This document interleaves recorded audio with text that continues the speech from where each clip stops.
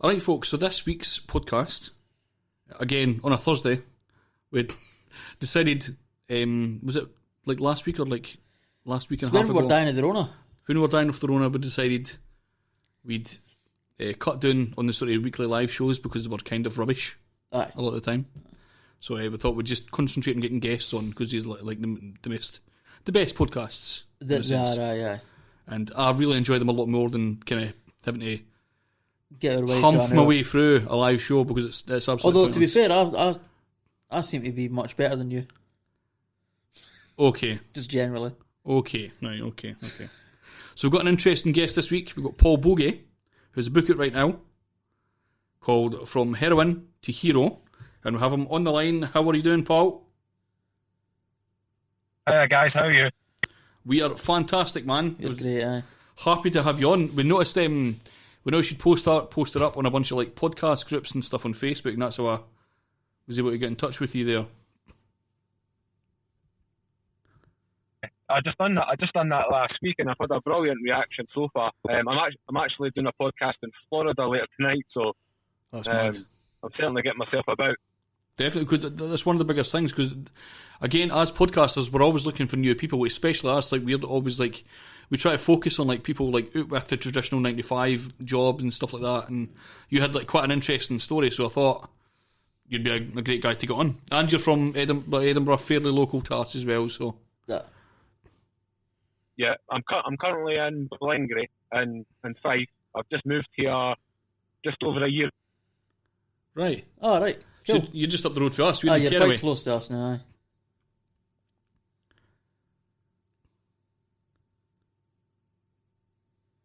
You there? Yeah, so, it's breaking up a wee bit there. Sorry, I was just saying we're for Kenway. We're just like down the road a wee bit. Oh, not far away. So right, let's go back to the beginning. Let's talk about you. And so, what started this story off, man? Well, when I was 18, I was unfortunate enough to get myself muddled up with heroin. Mm-hmm. Then I was on heroin for another drugs, but for 7 years it took from my life. And when I was 25 years old, I turned it round and started to get fit. Then I wanted to do something with this newfound fitness, and then that's when I decided that I would join the army. Mm-hmm. And that was really when the whole thing about the book sort of came about. Well, that's it. Can we, if I can go back a wee bit as well, just to reiterate as well, the fact heroin is one of the worst drugs to go off. And like I've been watching like videos just in the past few days, like of people describing what it's like, because it's always been a thing for me that, again, I've never tried it. I've tried things like LSD and stuff, but heroin is like so much on a different level. I heard someone explain it to me the other day as like it gives you so much of an effect that you feel like you need to fight and add more heroin to the point of like where you get to an overdose and it's all pretty much fucking ruined. Yeah, so your tolerance, like other drugs as well, your tolerance does go up over time as well. Yeah. But I mean, with regards to coming off it, it is hell on earth. Yeah. Certainly for the first 3 days of cold turkey, is when all addicts will find it the most difficult addiction to break. Mm-hmm. The physical side of it had enough to break that physical addiction, but it's so much it's mental as well, and that's why so many people fail when they try to detox and come off the drug. Mm-hmm. It's such a mental addiction as well. The things like with heroin, it's when it puts a cloud up over everything. Yeah. So your physical pain and your mental pain. You know, if you are depressed or suicidal like what I was, if you're in a bad way and you've suffered the turmoil in your life or anything like that, when you start to use heroin takes that mental pain away. Yeah. And and that's why it's such a problem, is because to stop heroin, that comes back, and for some people it can just be unbearable, and they will relapse. But certainly, I mean, the physical, the first few days coming off heroin, going cold turkey, it is really bad, and it is a very much a physical thing where your body's just shutting down. It's crying out for that drug, and then once, if you relapse, which I did 12 times, if you relapse and you go and take that drug, it's the most amazing feeling when you take it. Yeah. Because you've been sitting and you're physically in pain at this point. You're obviously mentally in pain as well, and you take the drug, and it's just that amazing feeling where it just takes all your physical pain away, but it also takes your mental pain away. So that's why the draw to the drug is so high. That's why that's why we have so many heroin addicts in the UK. Is for that reason, is because it does an amazing job of clouding your mind and clouding on in your life. Could you like go back? Sorry, man. Sorry. If you can go back, right? Because, and I hate to bring this up. I know you've sort of cleared your mind of it the past few years, but I've never actually been able to, like. Can you describe what actually happens during a heroin hit? Oh, it's one of those things that if you imagine feeling sleepy, but that isn't. I mean, that's only a. I'm just trying to think of the best way to describe it to people who have not taken heroin. I suppose it's like trying to describe taking acid as well. Like it's really fucking hard to describe these things.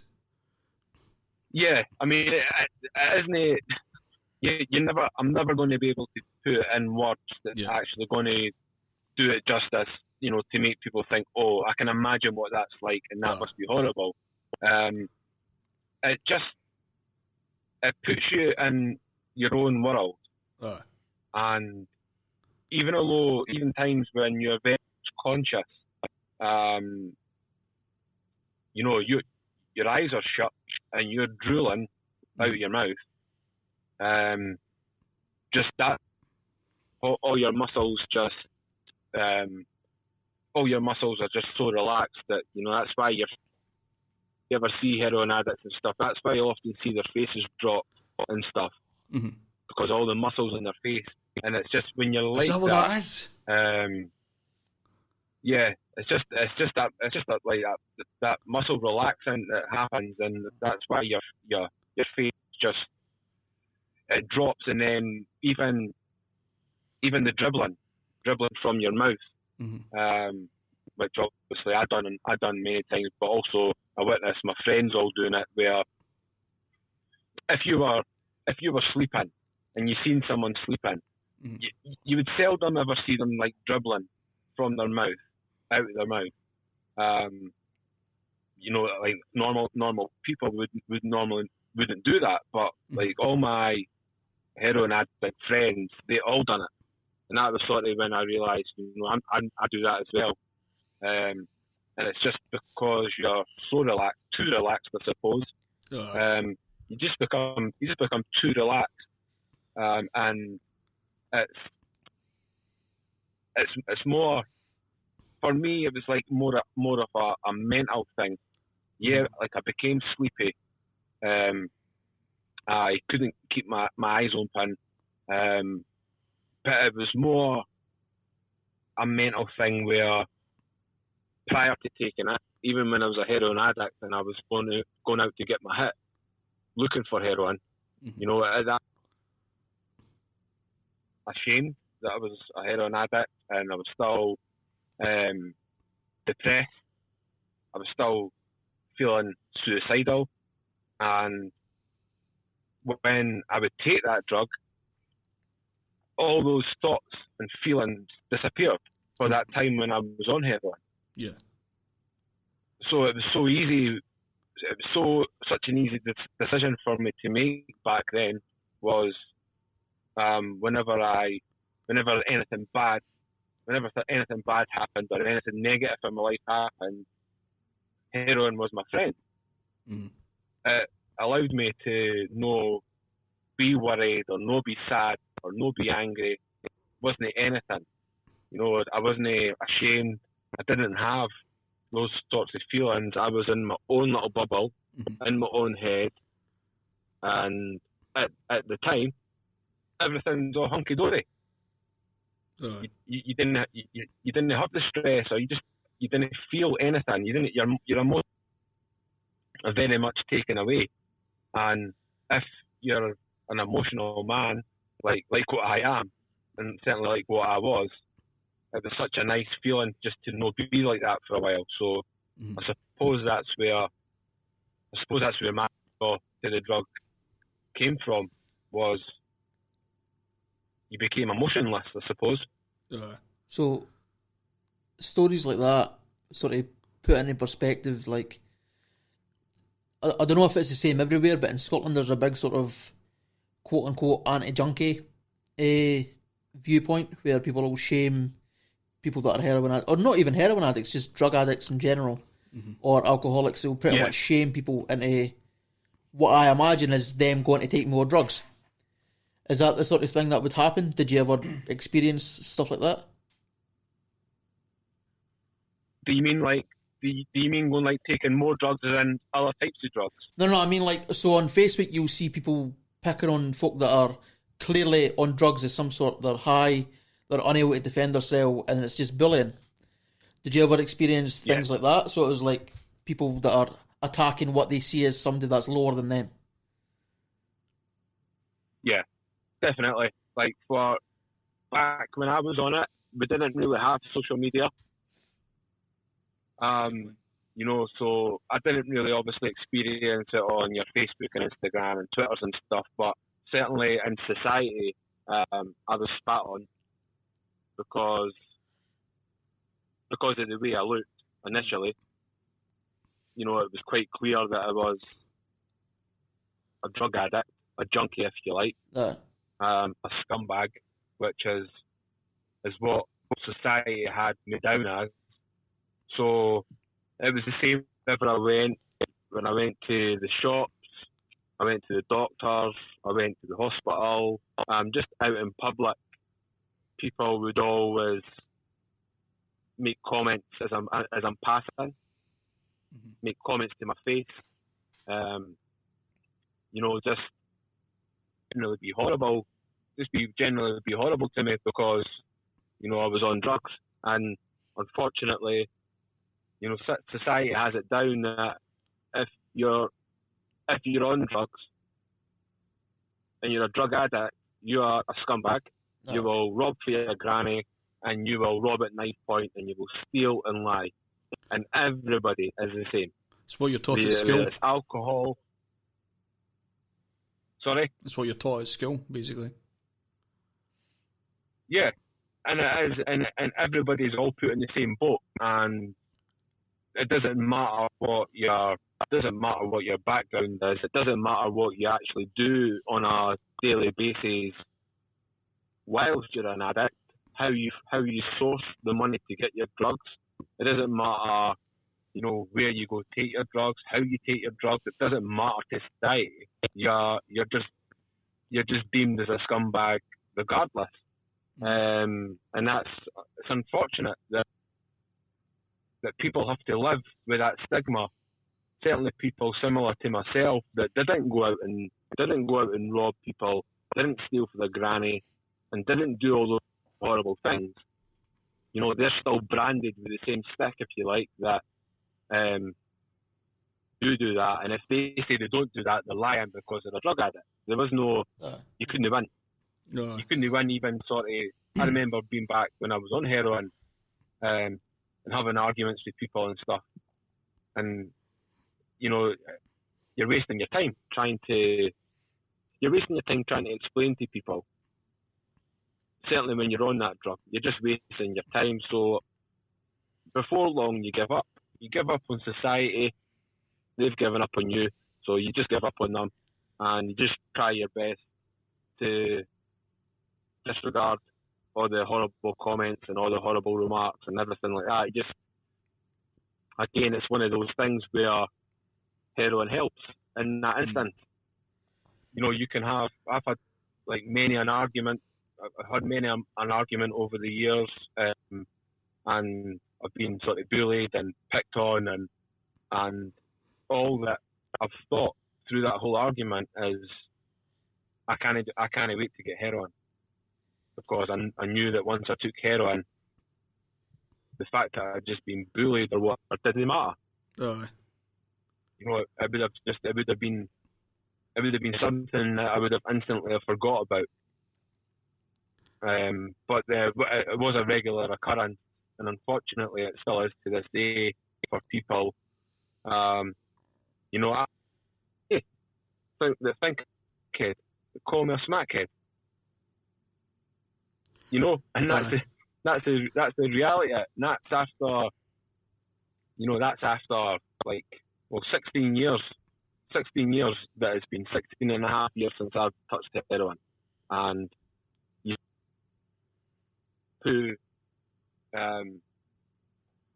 know, just so narrow-minded that even although I went on and joined the army and done everything that I've done, they will still have me down as a heroin addict. I have noticed that there is a few guys sort of locally that we know as like ex-heroin addicts, and that's all they'll ever be in some people's minds, and it must be jarring as hell constantly to go. And you're like 15, 16 years you were off it, and to just have that fucking reminder constantly. Well, the problem is that the people, like, some of the times you don't even know they're heroin addicts. That's it. Aye, it's just they look a certain way, so it's that's a junkie, and there's no other. And the problem is that these people have already decided that they're better than you, and that's they're in their mind, they think they're better, and they're going to stop all the junkies. That's in their head. Aye. And what in reality, what's happening is they're causing heroin addiction to get worse, and also not doing anything to help in any sense. To think they're helping straight away by going, "Oh, you're a smackhead, you need help." That doesn't help anyone. It doesn't help anybody with anything. No. Just pointing out an issue doesn't help. If you look to Portugal, and I've only just been made aware of this over the last 2 or 3 weeks myself. I watched that. It's called TED Talks. Yeah. Okay. And I've seen it on YouTube video, and he made me aware of what they're doing in Portugal, where they're actually working with the addicts, and they're encouraging them. Obviously, they're encouraging them to get better, but they're trying to make them sort of an part of society. And the crime rate in Portugal at the moment is down 50% since they started this new program. That actually addicts, as opposed to, like you just said there, writing them off. You know, and that the reality is, as an addict, as a heroin addict or an alcoholic, the reality is, if you're given a hard time and you're picked on and you're bullied, the reality is that as an addict, you are going to be drawn to a drug, whether it be alcohol or heroin. It doesn't matter what it is. You're going to be drawn to that drug because, like I said earlier, it clouds all that horrible things that have happened, all the emotions and stuff are taken away. And you can imagine that when addicts are going out in the streets, wherever they're going, you know, imagine if you are 2 days clean or a week clean, and you're trying your hardest to break this addiction, but you still look the same. You actually look worse because your body has started to shut down because it's crying out for a drug that you're not giving it. So you look bad, and you know, all it takes is for one member of society to have a go at you in a bad way or try and bully you in the street, say horrible things to you, that person is likely going to go away and get drugs because of the way that and that's going to the way things are right now, that's going to continue to happen, and addiction is going to get worse in this country before they get any better. And I hope somebody in power sees sense. That's not working. You know, heroin is going to go away. It's not going to disappear. As much as you try and disregard heroin addicts in society, they're not going anywhere. You know, you're still going to see them in the chemist. You're still going to see them at the shops, at the supermarkets, when you're there with your family and kids. And I get that it's not very nice, you know, for your kids certainly to see people like that. It's not nice. But we need to help them. We can't just say, right, well,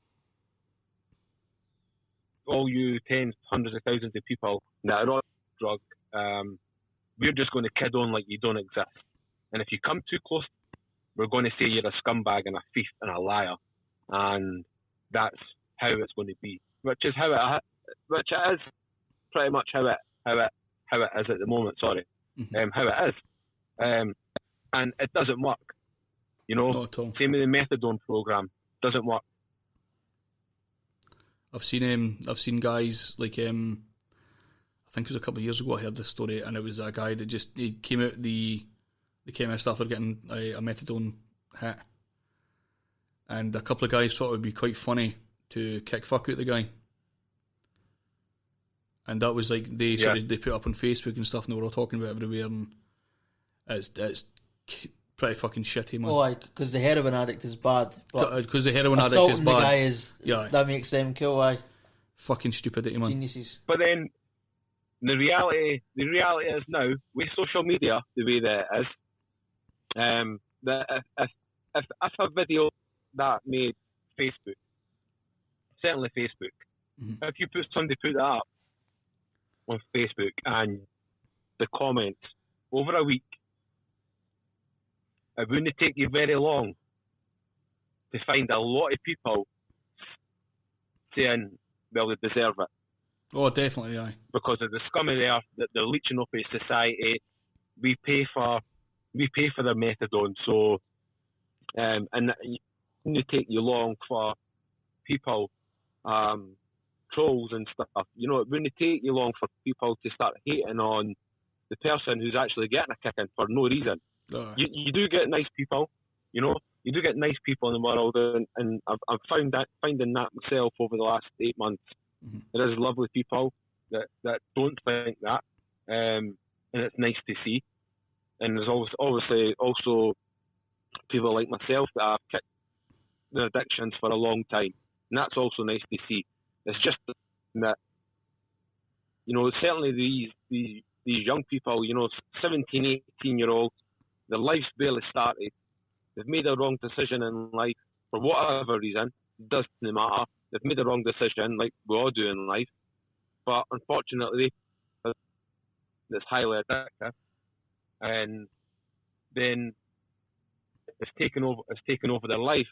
But they could potentially still go on to achieve great things in their life if they just had a little bit of help, a little bit of encouragement, a little bit of guidance, and you know, they could break their addictions, and then they could go on to follow their dreams, whatever they want to do.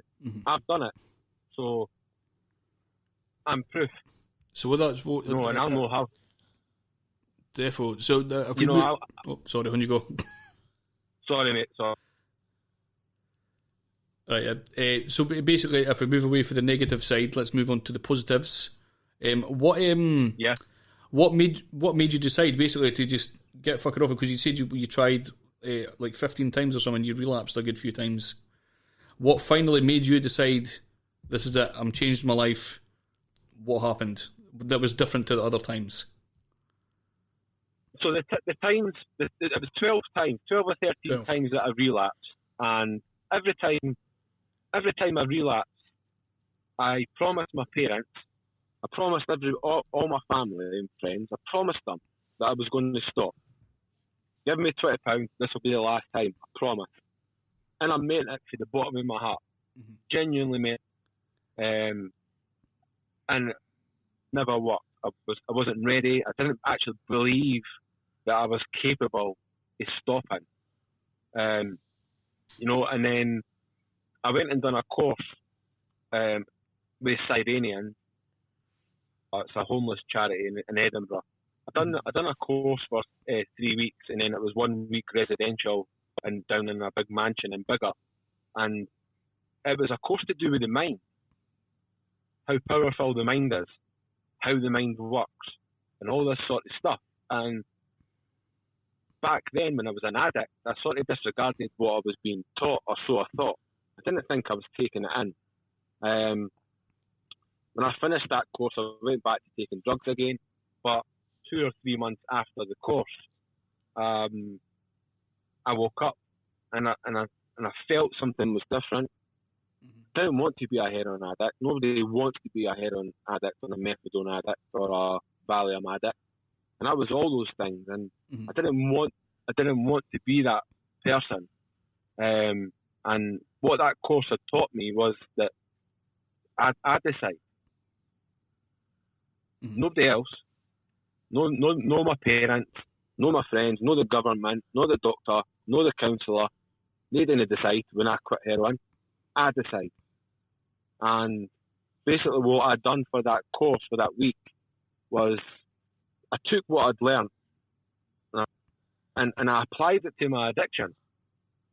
Yeah. It wasn't designed for addicts. It was designed just in general, for general mental health.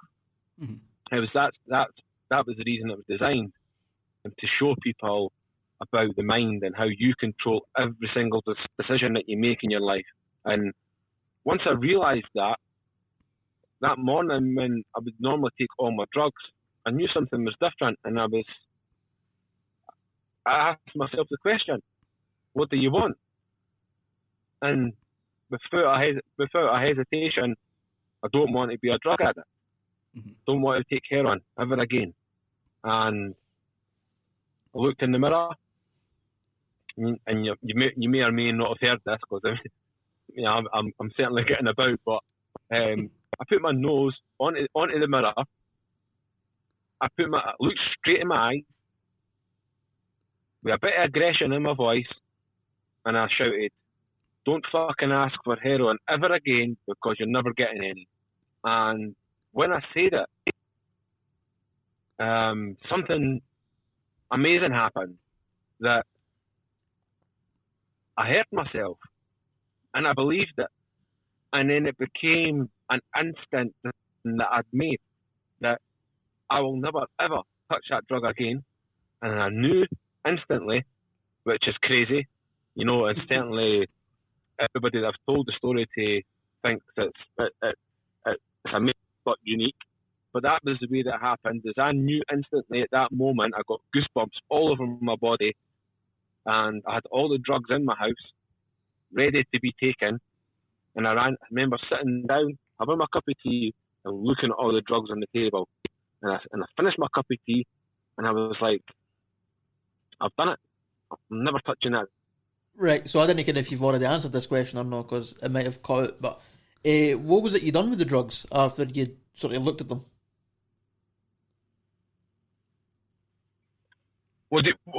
Sorry, what do you mean? What did I do with them? Aye, so at one point you were sitting with a cup of tea and you were just looking at the drugs that you had.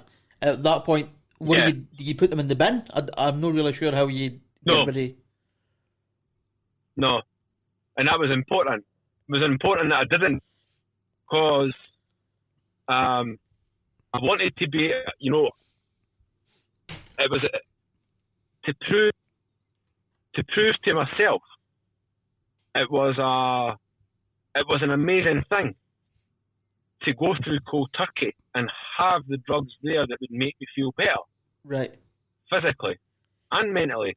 It was an important part in my recovery, and that's a dangerous thing, obviously, because so many people do relapse. So, it's like dangling a carrot under the nose a little bit. But for me, certainly, I was ready.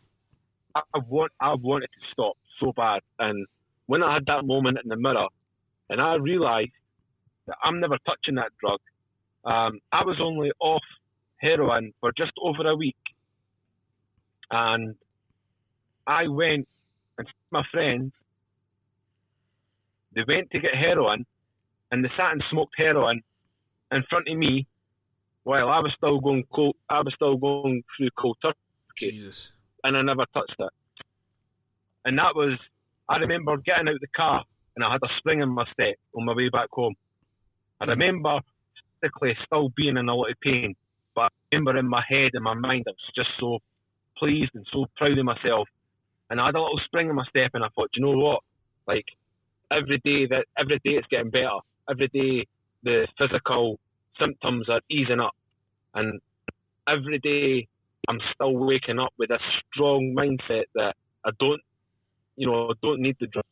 Just have to get through the physical turmoil, and because I was mentally strong, the physical turmoil that I went through in comparison to times prior, much easier. Mm-hmm. Because of anxiety and paranoia and stuff, or you can actually make your cold turkey episodes a lot worse if you sort of I'm thinking you get into day 2 or day 3, and then suddenly you start thinking, oh, this is really bad. I don't think I'm going to be able to do it. You're self-talking yourself in a negative way, that the likelihood is that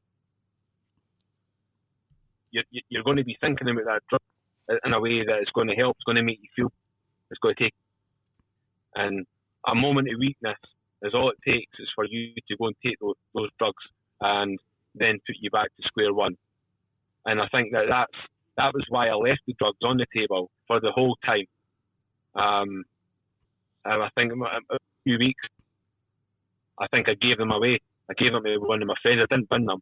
I gave them to one of my friends who was cold turkey. Mm-hmm. And they were like just as bad as me.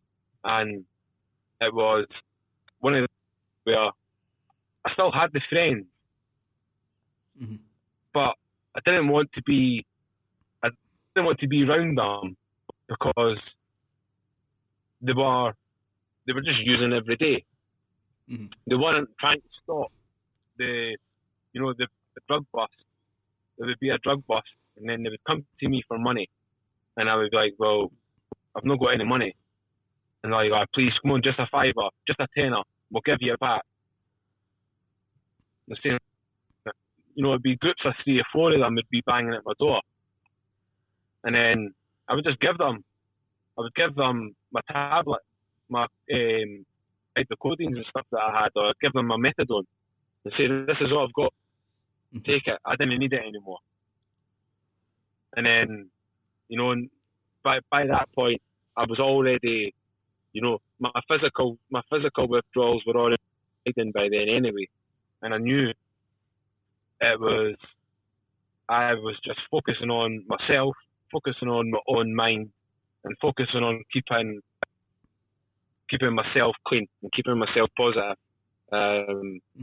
Unfortunately, it stuck and it worked. But it was, it's not easy, but it's possible.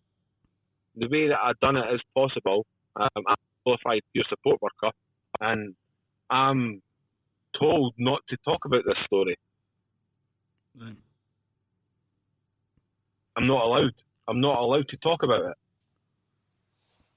Right. Hence why I'm doing what I'm doing. Because once I told the drug counsellors my story, and I said, look, I want to share my story with the world, and I want everyone to know that it's possible to do it the way that I done it. Because I didn't believe I'm that special, that I'm the only person that walks around on this earth that it's possible to do it the way that I done it. And they said, we understand that, Paul, but unfortunately, if you tell your story you're going to put so much pressure onto the addict that can't do it the way that you've done it. And because your story is so unique, we don't want you to tell the people that you're going to be working with the way you've done it. And, you know, I disagreed. I understood why they were saying that, but I disagreed. It seems a bit unfair. Because it's just another option, sort of thing, of stuff that people can do. Exactly. And that's the point that I was making to them, was that, you know, we can still advise them about tapering off, doing a slow and doing all the things that the doctor recommends you to do. We can still do that, but it's such an important message. It's an option. Because to me, if I was in that situation, it would be great to hear, like, the tapering off thing sounds a lot healthier. But to fucking at least hear the story, because I'm sure there's probably loads of stories where people just went cold turkey and went straight on with it. Obviously, you've never been on heroin or anything, but like... Oh, you're going to liken this to smoking, because I was going to do that and then I shied away. But it's a much... I understand it's a much weaker... But I don't feel like you could lessen your intake and then slowly stop over a period of time. No, totally. You'd need that method. Because I'm in the middle of stopping smoking right now, which I know should not be put in the same realm as what you went through, but is also difficult. That's what I could say. I feel like everybody... It's still an addiction. So I think it is important. It's an important message that it has to be pushed out there, because there's no doubt in my mind that there are people that will hear my story and will try and do it the way that I done it, and they will succeed. I mean, it's happened before. There's other stories of this happening before, like with cold turkey and stuff. And it's just another additional story for somebody different in the world, different life experiences, and to hear that is fucking awesome. I would imagine, as if I was in that situation, hearing this story would at least fucking help in some way. Well, it gives you a chance, doesn't it? It gives you an opportunity to try a different option, because maybe you've tried tapering off before, or maybe you've tried the other things that the drug counsellors recommend you to do, and each time it's not worked. Maybe you are waiting and hoping that there is an option, and maybe that is it. Maybe the option, the way that I've done it, maybe that is the option that person's waiting to hear. Like, rather than farting about trying to taper off over the space of a month, like, I'm just doing it. I'm not listening to anybody else. I'm just doing it.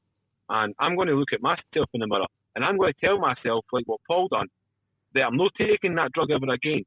And I'm going to hope that it sticks. And, you know, it may not stick for everyone, because some people just aren't ready. There's a thing... There's a thing we've spoken about before, and this relates to, like, teaching, but it's a thing called the click. Basically, when you get taught something over a certain amount of time, there's a thing that happens in your brain. You just get, like, a click, and then automatically you're like, everything you've learned just comes to fruition, and you're like, oh, fucking, I get this. It's like an epiphany. Like an epiphany sort of thing, but we call it the click because I find it better that way. It's easier, And it would be awesome, like, because somebody could just listen to this podcast, hear you talking, and say because you mentioned the mirror thing, they've been like, fuck. Like, a click just fucking happens in their head, and then that automatically just makes them go, I mean, that mirror story sounds like the click. Definitely, aye. Like, that was your moment, your epiphany. Is just, fuck these drugs, I could do with it, and that's it. Yeah, and I suppose it's proper self-talking to an extreme. You know, you're looking in your eyes, and the words that you're speaking, you mean it. You mean it 100%. There's no point in doing it. You know, there's no point in going to the mirror and do it and trying what I tried if you really want to get clean 100%. It's pointless, you know, because that element of doubt, and that element of, I do want, heroin make me feel so good right now. That, it's not going to work for you, but there are people that are in really bad places now that really didn't want to be on these drugs, methadone, alcohol, heroin. They didn't want to be there, and they're crying out for help. And these people, I believe, are the people that these are the people that I'm trying to reach. These genuine people that are ready to stop and stay stopped for the rest of their lives. That's the people that I'm trying to reach and give them this story. And maybe they can follow the exact thing that I done. And I'm going to be sharing that course that I done about the mind. I'm going to be sharing that as well, and I'm going to be integrating as an addict into that folder, specifically to reach the addicts.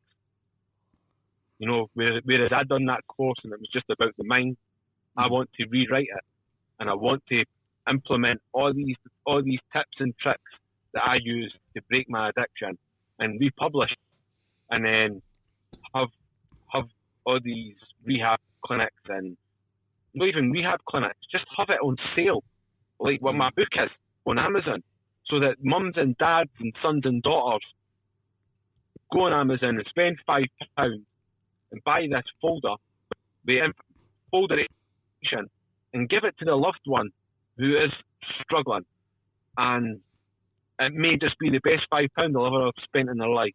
Well, this is one of the ideas for getting you on as well, is that, like, I'm under no illusion that a heroin addict is going to be subscribed to our podcast. As much as they're not going to be listening to a lot of podcasts in the situation they're in. But the fact that they can go out and get a book that's out there, that's the helping piece. That's it, like a loved one, a family member or something like that could actually get the book, pass it on to them. And that's sort of the way I would imagine you would like to handle that. Well, I've had hundreds, I've had hundreds of messages over certainly the last few months from individuals, like mum, dad, sons and uncles, all buying the book and all giving it to someone in their life who is struggling. My book's in the prison library. That's a great place for it to be as well. That's brilliant. And I'm going into the prisons across Scotland to do talks after COVID. And I'm going to be out on the road, going round to all these schools, colleges, everywhere. But the book is obviously a story in my life. But what I really want to do is I really want to rewrite this folder and have it specifically made up for an addict. Yeah. Well, obviously, my book tells a story of my life on drugs, then joining the army, then breaking my back, then ending up on prescription medications and so forth. What my plans are for the future and stuff. But I think that what I really need to do is do that, get this folder and rewrite it so that it's designed in a way that an addict will understand. And that's 100%. I see the future that's where I can't go counselling everybody one to one. I can't be on social media time answering messages and doing live videos, do podcasts and stuff. And I can't do the one-to-ones where I think if I make this book or folder and have it there forevermore, it's like my book. My book will be here, gone, and I'm sure it will. So will heroin, and I'm sure that my book will still help people long after I'm gone. And I think I want to do that with this folder as well, is I want to rewrite it and make it, just a helping tool. Give these people a glimmer of hope at least. Definitely. So I've heard from some other addicts that they just happen to have an addictive personality. So their way to get rid of one addiction was to find another one. So some people, like, it's a terrible example, but Pritchard from Dirty Sanchez, he was addicted to multiple things. I think he was an alcoholic and he was addicted to a few drugs. And he dropped all those addictions and instead became addicted to running. Is that similar to why you got into fitness and then ended up joining the army and stuff like that? Was that a similar situation? Yeah, very much so, mate. It was that. It was. I didn't realise then that I had become addicted to fitness, and I had become addicted to running, to lifting weights, and I'd become addicted to boxing. I didn't realise it was just my life, and every day when I was doing those things, I felt good. I felt a little bit of pride, and obviously physically, I was getting stronger and stronger as the weeks were going on. It wasn't until later on when I was actually at the doctor's, and but at this point I was clean, I was healthy. I went for a checkup or something. I was talking about the army or something, and they says, "Well, you've got an addictive personality, so obviously that that side of it served you well because you've just changed your addiction." And that was sort of like, and I was like that. And I think back, that's exactly what I've done. Is that because I've got an addictive personality, basically what I had to do was find an alternative, but a positive alternative, and that's what I've done with the running and lifting weights or boxing. That just became a new obsession, but it was a good one. Mm-hmm. It was a one that wasn't frowned on in society, encouraged, and a lot of people will have addictive personality too. And I've got a support group on Facebook, and I tell them all, tell everybody, every single member that I've got, like if you're struggling, you're bored, or you're lonely, or you're thinking about using again, or whatever it is, whatever this negative draw in your head is, you have to replace that void with something. Mm-hmm. And why not pick a positive thing? Reading, writing, drawing, chess, badminton, it doesn't matter what it is. Just find something in life that you enjoy to do and go and do it. Mm-hmm.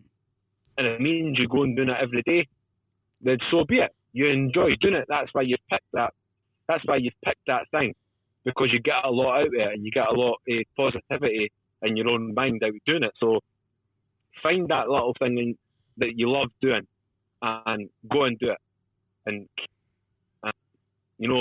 for all the times that you're doing that and you're positive in your own mind, guess what? You're not thinking about drugs, because you're thinking about playing badminton, or you're thinking about art or writing or whatever it is. You're thinking about that. Your mind is focused solely on that positive thing, and for all that time that you're focused on that positive thing, drugs aren't even a second thought.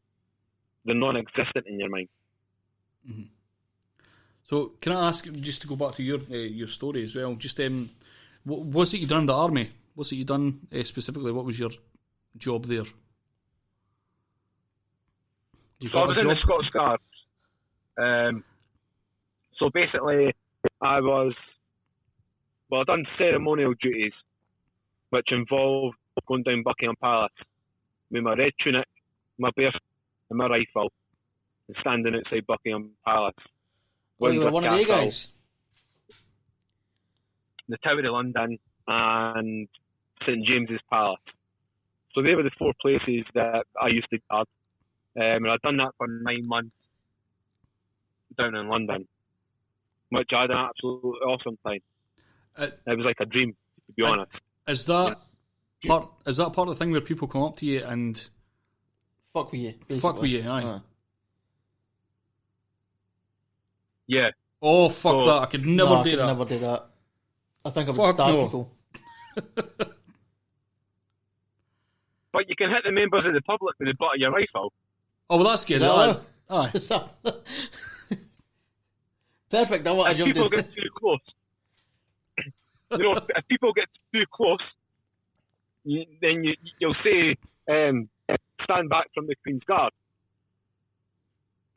And then if they ignore you, and they keep pestering you, you can hit them with the butt of your rifle. Right. So I think there is people always forget that, but that you're that was like what a I trained, done. you're a trained soldier still. Aye. Like the people seem to think that you're just a prop. You're still a trained soldier. Is the gun loaded? No. No, right. So you're still. That's the thing that growing up. I mean, there's armed police there everywhere we are. There's armed police, and their guns are loaded, but or the rifles. But a thing where when I was growing up and I looked and I seen a guardsman, he looked like a toy soldier. Right. Mm-hmm. Right, you know, he wasn't a real soldier. He was a toy soldier. Mm-hmm. And I realised when I joined the Guards that couldn't be further from the truth, because the Scots Guards are on the front line. They get sent in first, and they're the spear. They're at the tip of the spear when we go fighting anywhere in the world. That's where they go. And I was like, a lot of people don't understand. Like, a lot of people don't realise that. They think that, you know, they just see these guys down in Buckingham Palace, think that's their job. That's all they do. Mm-hmm. I'm one of them, to be honest. That's really genuinely what I thought for a lot of years. Yeah. And so did I when I was growing up, mate. To be fair, I thought exactly the same thing as well. Mm-hmm. It wasn't until I was in the Army Recruitment Office that was when I became aware that, you know, you will go down and you will stand outside Buckingham Palace for do all your ceremonial duties, and then you'll go to battalion, and then you'll continue your training, and then you'll get shipped over to wherever it is that they go, anywhere in the world to fight. So, it is definitely an eye-opener for a lot of people. You know, even probably in the last 8 months with my boot, people see me with my red tunic on, a picture of me with my red tunic, my bearskin, and they probably didn't realise that, you know, I'm a fully trained soldier. You know, I'm trained to kill effectively. Right. You know, and that's the ceremonial side of it. It's just a tradition of the guardsmen. Have you ever had to? That's what they. Have you ever had to pistol whip a few people? Oh, fucking question. Love it. Have I ever had to what? Sorry. Pistol whip a few people. Rifle whip. No. I've never done it. A few of my friends in London have done it when there was a couple of German guys got too close. Right. Damn German again, eh? And they were marching. They were marching alongside them, and there were two girls, and these two guys were joking and laughing, and they were marching alongside us. And my mate said, right, you better fuck off. And they just kept doing it, right? Oh, God. And it's because these girls were laughing. And then he stopped and he shouted, step back from the Queen's Guard. And they got a fright, but they continued. They continued to sort of like take the piss at him and stuff. And then he belted them with the butt of his rifle. And then the police come over and arrested the two Germans.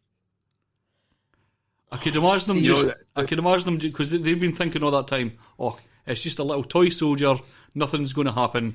See, this and then bang! This is why I'm against the reality tradition fucking stuff. hits. Because these are trained people who are put on essentially display, and then dickheads who are trying to get their hole are taking the piss. That's exactly the type of people, right? Like, that's... Oh, no, I couldn't do that. No, I think I'd have the patience to not instantly pistol whip bitches. Aye, I know, and again, there's videos on YouTube and stuff of them doing it. You know, and it is a common occurrence that the tourists just get carried away. Aye. They just get away, and they have that perception that the soldier can't move for a start. Once he's standing still, we can go and do what we want. We can poke him with a stick, and he'll not be able to move. You know, and I've heard people say that. Aye. You know, I've said you'll not be poking anybody with a stick. He spoke. You know, I didn't know it. I didn't think he was out to speak. I thought they had to stand there and like, well, try poking me with a stick. Or even worse. And then like the amateur lawyers will tell you... Sorry, my bad. On you go. It's just one of those things, that like, again, like when you're growing up, you just believe that's what they're like. That just this statue, and you can do whatever they want. You can do whatever you want to them, and they won't move. They'll move. You know, they will move. If you encroach their personal space and you didn't listen to the warning, stepping back to the Queen's Guard, then if they've got to warn you, like by using their voice in an aggressive manner, enough to give you enough, right? And you're just not taking heed to the warning, then so be it. If he brings his rifle up, he back you up and move you away. So. And again, those are the exact types of people that think they're better than the junkies. Aye. The exact type of fucking person. Douchebags, man. Yeah. Awful. Agree with that. Awful. Come full circle there. There was a callback. There was a wee callback there. They're just dickheads the whole time. Dickhead circle, man. That's what you call that.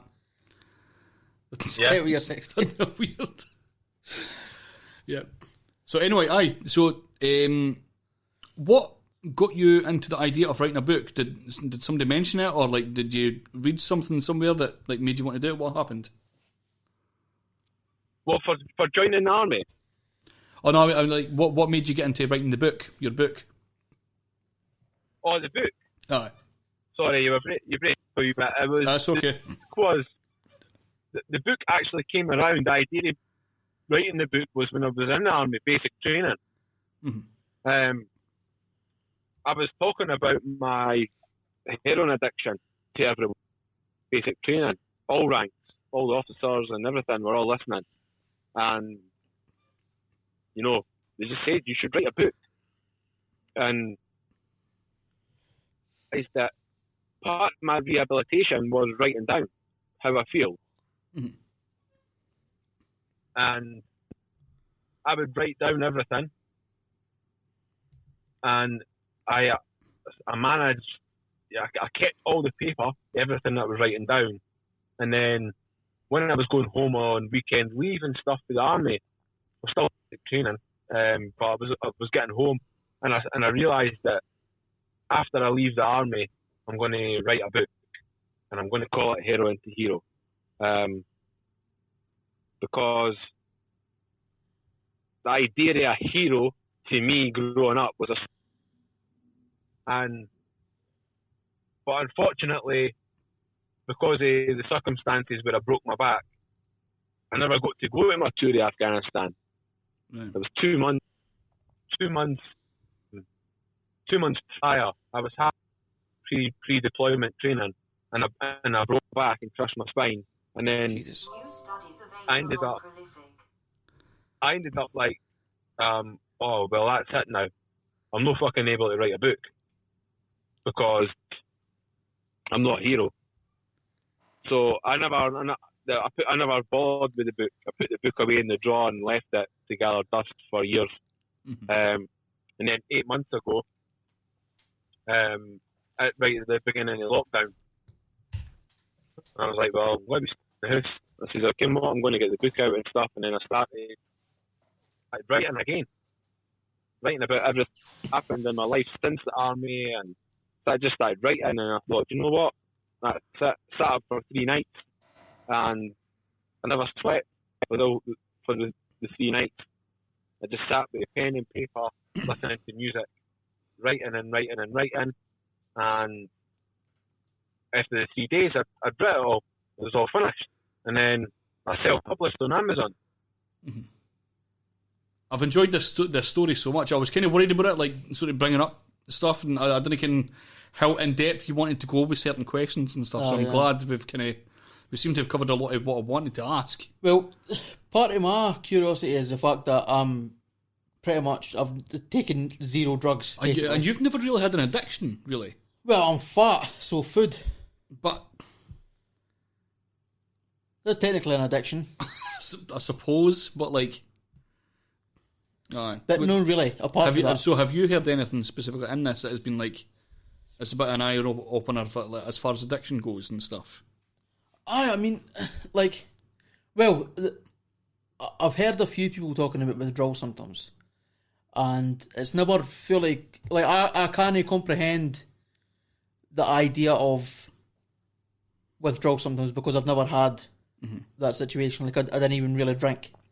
Oh. And so I guess a question I've got is, you said that you were a heroin addict for 7 years, did you say? Right? Is that 7 years? Yeah, 7 years, mate, yeah. Right. And then withdrawal symptoms, like how quick... Basically, I think the question I want to ask is, how often are you actually taking heroin in that 7 years? Is it an everyday thing? Yeah, most definitely, yeah. See, that blows my mind, even just financially. How much does it cost, like for a hit per day, like an average? So it works in score bags, and a score's £20. But you sometimes you're obviously taking more than that. It depends on. See, the thing is that if I was a heroin addict right now, and you came along and you gave me 100 for whatever reason, I would spend £100 on, and more than likely I'm going to take more heroin. I'm going to smoke more heroin than what I need to. Because I'm an addict. So I'm going to just take more than what I need to take. But obviously, because things get financially hard when you are an addict, as long as you get enough to take away the physical pain, you can sort of function. But that's never enough for an addict. It's not enough just to take enough to take away the physical pain. You want to be taking enough that takes away your mental pain, and to do that, you have to take more. And that's why people are always chasing that feeling. They're always wanting to try and take more because of the mental pain.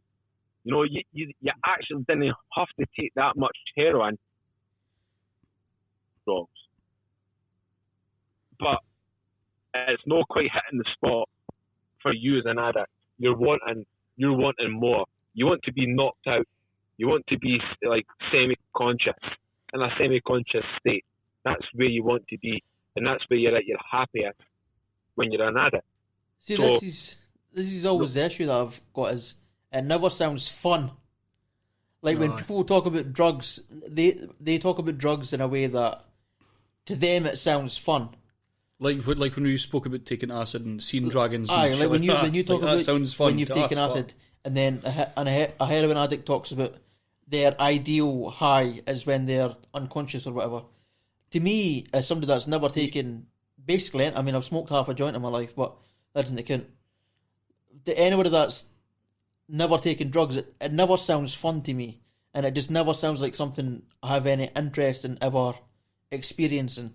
And so I then can't comprehend how somebody gets to that point to begin with. I mean, I've had like medical drugs. I've had nitrous oxide and I've had morphine and stuff like that. They're pretty heavy drugs, but again, it's never the same level as street drugs, and that scares me a wee bit. This is one of the things I think that we need to break through, is because there is a lot of people that, like yourself, can't comprehend the levels of just craziness it brings to people, and the fact that it doesn't sound fun. Aye. As it comes into your head, but it doesn't come into their heads at the time. No. How do you feel about that? I've taken crack, I've taken ecstasy, I've taken cocaine, I've taken amphetamine, I've taken magic mushrooms, LSD, I've taken I've spent a long time on copious amounts of drugs, right? But the feeling that I get with the tablet is sort of like euphoric. I'm on partying, I'm happy, I'm laughing, I'm having a great time. But when I'm taking that drug, that's also a mind-altering drug where I can sort of be in a bad place and depressed, and then I could take an ecstasy and I could be the happiest person on the face of the planet for those short hours that I'm feeling that ecstasy tablet when I'm in a nightclub or whatever, or just listening to music. It's that high. It's that high, and that whatever drug it is that you choose to take has consequences. Yeah. And unfortunately, all drugs are something, and people deem it to be in a positive way. Take cocaine and then you become happy and you want to party, and that's amazing because you love your life being out partying and chatting to girls, and this is great. But the downsides is that that's also having a physical effect on your body. It's having a mental effect on your mind, and over time, you become addicted and you struggle. And once you start getting to that stage when you're mentally struggling, that's when you end up abusing other drugs. So you have uppers and downers, and then you have sort of hallucinogenics. Hallucinogenics like magic mushrooms and LSD, they go in a category of their own. They're just fucking mental. They're just mental drugs. It's a great description. But you've got ecstasy, amphetamine, cocaine. These are happy-go-lucky. These are ones that you would go out and you could go into a pub, regardless of what you look like. You didn't care you look like a heroin addict. I've been out many times as a heroin addict looking like shit. Because I've had some amphetamine, I've not cared. I went out and I've had a blast and I've had a great time. So you have these upper drugs, but then you also have the downer drugs like your Valium, your Tramadol, your heroin. These drugs are, when you abuse them, they knock you out. They make you want to sleep. And so it is different ends of the scale, but ultimately both ends of the scale that they're going to be detrimental to your health, and not just your physical health, your mental health. Definitely. I'm really glad that I've got a mindset where I just have zero interest in it, because like we DJ quite a lot, and so I've been offered like free cocaine multiple times, like countless amounts of times I've been offered free cocaine, and I've never had an interest. I've been offered free MDMA, I've been offered free speed. I'm so happy that I've got a mind state where I have zero interest in trying any of these drugs. Yeah. Good for you. Quite right, mate. Keep it that way. Wish I could just stop eating food. Keep it. No, that's my next issue. Get rid of McDonald's and KFC. If we sprinkle KFC with fucking like cocaine, I'll be in no interest.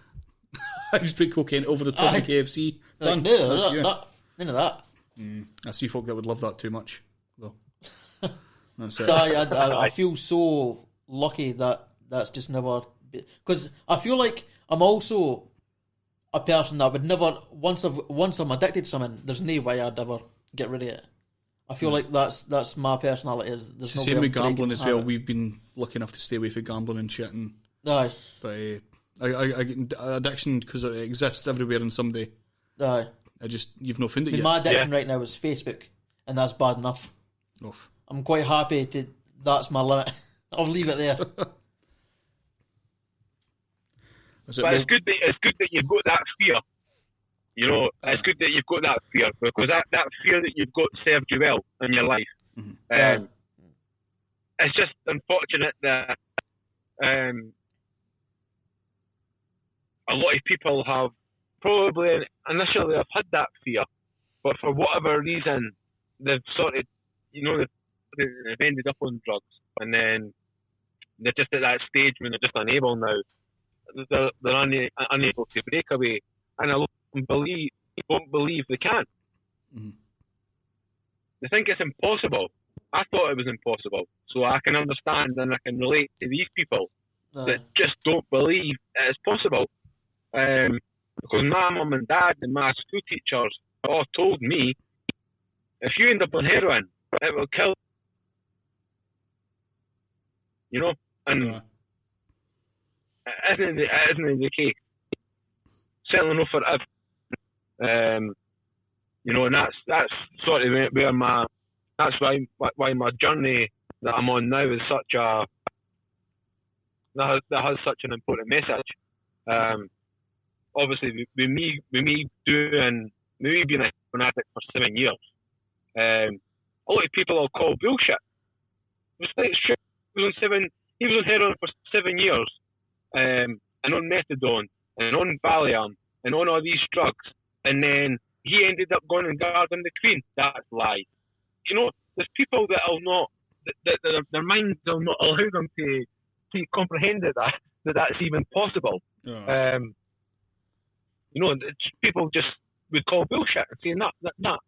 So, you know, it is a unique story that I've got to share, but it has got an important message, and that is that it is possible, you know, and I need more people like me to stand up and sharing this. Yeah, I see it. You know, and I've got a support group now where I've got people that have been. There was a guy that I had on last week. He was over 30 years. He was on crack, Jesus, and heroin, and he's over 30 years clean.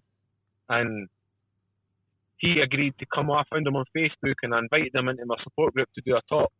And he talked for an hour on his own, sharing his story. You know, it's people like that. That's what we need. We need these inspirational stories to hit the people that are struggling right now, to give them that little bit of hope. Everybody is going to relate to my story.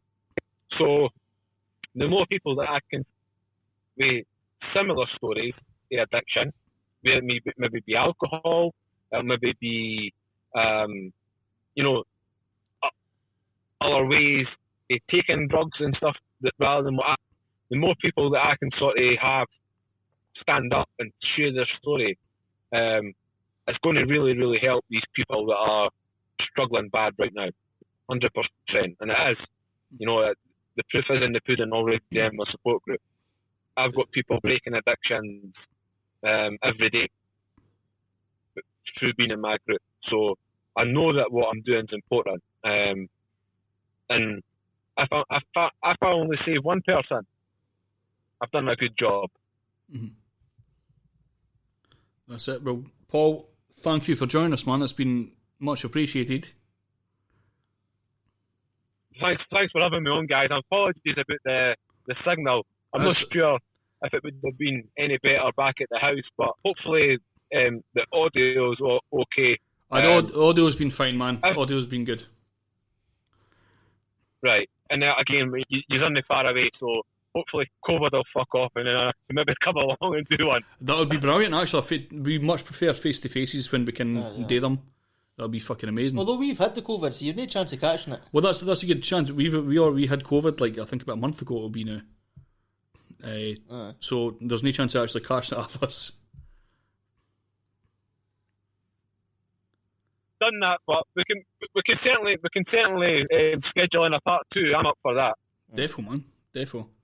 Well, again, sorry, you want to add anything at the end? Obviously, you could promote your book. Booking that. No, just really to make people aware that, you know, I'm the proud author of Heroin to Hero, and if all profits in my book go to homelessness in Scotland. So that is generally my plug. That's when you can your fuck. That's when you can you're real because you've not. Oh, fuck. That's it's a true life train spotting, if you like. Aye. That's when you can you're a real guy because you've decided to, instead of just take all the income and money, you're giving it away to fucking help again an equally as worthy cause. Aye, mate. The money that these people get, there shouldn't be fucking homelessness in the UK. Mm-hmm. That's it. There shouldn't be homelessness in 2020. We're a mega filthy rich nation, filthy rich, and the fact that we've got people in Scotland makes me ashamed. Mm-hmm. I think it's disgusting. So, well, again, Paul, thanks, man. That could be another discussion we could have. Like, I'd love to talk about that as well. But yeah, for now, we'll let you go, and we'll speak to you. We'll get a face-to-face thing organised. Definitely. Aye, but looking forward to it, guys. Thanks for having me on. Definitely, man. No problem at all, Paul. Thanks again.